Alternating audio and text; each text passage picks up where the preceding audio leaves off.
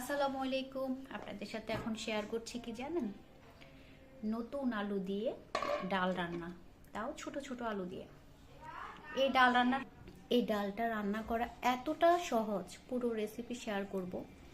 আর টেস্টের কথা কি বলবো, আমার মেয়ে খেয়ে ফিদা। টক টক হওয়াতে বেশি ভালো লাগছে। এখানে লাস্টে বাগার দেয়া হয়েছিল জিরা, গোটা জিরা, রসুন আর আদা কুচি দিয়ে।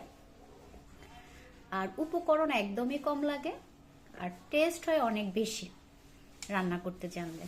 পুরো রেসিপি পরে শেয়ার করব। কেউ চাইলে আরও পাতলা করে আলুর ডাল করতে পারেন। আমি ঘনটা পছন্দ করে দেখে ঘন করে করলাম। টমেটোর পরিমাণটা একটু বেশি দিয়েছি। এখানে কোনো ডাল ব্যবহার করিনি, আলু ব্যবহার করেছি। অনেকে আবার আলুর ডালের সাথে আলুর সাথে যে কোনো ডালও দিয়ে থাকেন, আমারটা শুধু আলুর ডাল।